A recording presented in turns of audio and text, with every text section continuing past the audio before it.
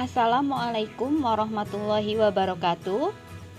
Tugas 1.1.A.8 Koneksi antar materi, kesimpulan dan refleksi modul 1.1.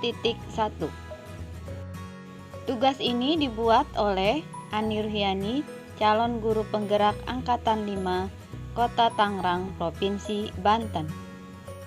Tujuan pembelajaran khusus, peserta mampu membuat kesimpulan dan refleksi pengetahuan dan pengalaman baru yang dipelajari dari pemikiran Ki Hajar Dewantara.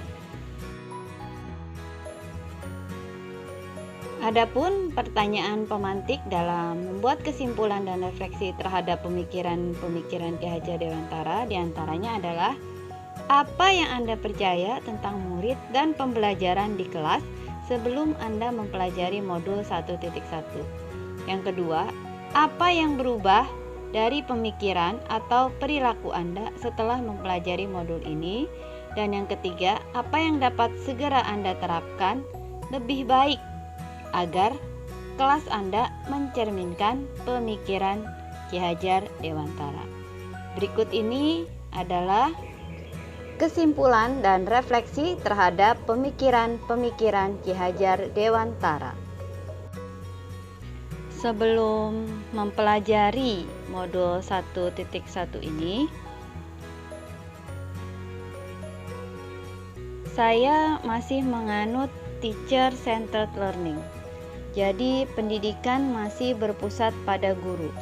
Sini saya sebagai guru merupakan satu-satunya sumber belajar. Siswa yang saya ajar itu harus mendengarkan, memperhatikan, dan mengikuti cara belajar yang saya ajarkan. Saya juga masih meyakini bahwa murid-murid saya harus menguasai semua materi sesuai dengan target kurikulum, tanpa memperhatikan latar belakang kondisi siswa. Selama ini juga saya lebih mengutamakan aspek kognitif siswa dan sering melupakan aspek afektif dan psikomotornya. Setelah mempelajari materi pada modul 1.1, tentu saja banyak yang berubah dari pemikiran atau perilaku saya. Setelah mempelajari modul 1.1 tentang filosofi pemikiran Ki Hajar Dewantara, bahwa apa yang saya lakukan selama ini dalam kegiatan pembelajaran masih banyak yang tidak sesuai dengan pemikiran filosofi beliau. Maka ada beberapa hal yang ingin saya ubah dari pemikiran saya sebelumnya. Di antaranya adalah: guru bukanlah pusat pembelajaran. Pembelajaran harus berpusat pada siswa. Kemudian saya ingin lebih memerdekakan siswa dalam belajar dan tidak selalu menuntut siswa untuk menguasai semua materi yang saya sampaikan. Saya akan memperhatikan kodrat alam dan kodrat zaman dari siswa-siswa saya.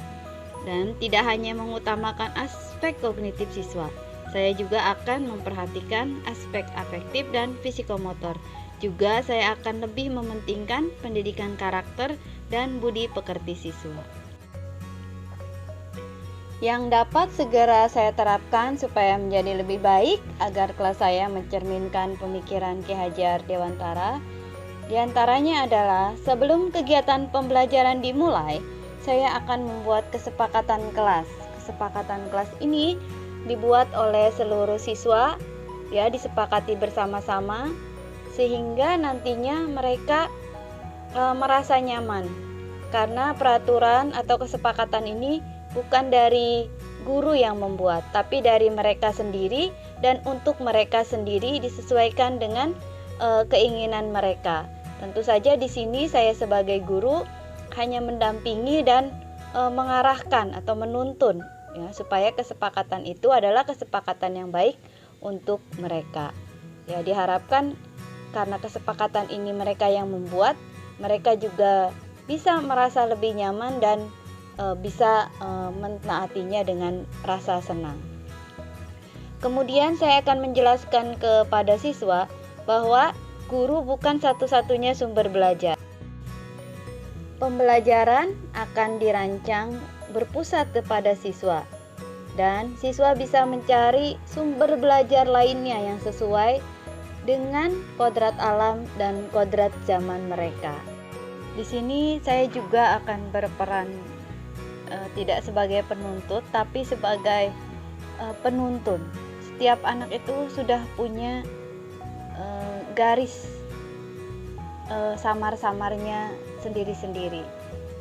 Kita sebagai guru bertugas mempertebal garis yang baik ya. Kalau memang anak itu kodratnya sudah baik, kita harus mempertebal yang baik-baiknya itu, sehingga garis samar-samar yang tidak baik, misalkan ada garis samar-samar yang tidak baik, itu bisa tertutup dengan garis baik yang sudah menjadi tebal itu. Jadi kita tidak bisa merubah, tetapi kita bisa membuat lebih baik. Kemudian saya juga tidak akan menuntut pada siswa untuk memahami semua materi yang saya sampaikan atau mengikuti tuntutan dari kurikulum.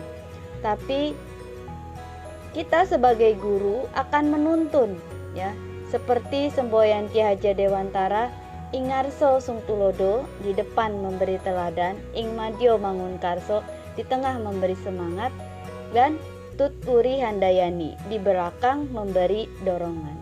Jadi dengan cara seperti itu, dengan tidak memaksakan mereka untuk bisa mencapai target kurikulum, ya mudah-mudahan mereka tetap bisa mencapainya, tapi dengan cara bukan dituntut, melainkan karena tuntunan dari kita sebagai guru mereka.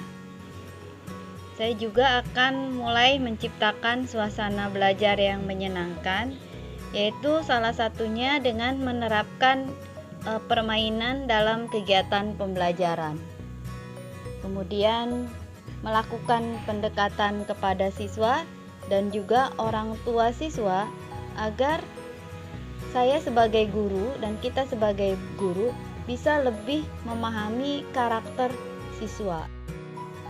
Saya tidak hanya mengutamakan aspek kognitif siswa, saya juga akan lebih memperhatikan aspek afektif dan psikomotor, juga mementingkan pendidikan karakter dan budi pekerti.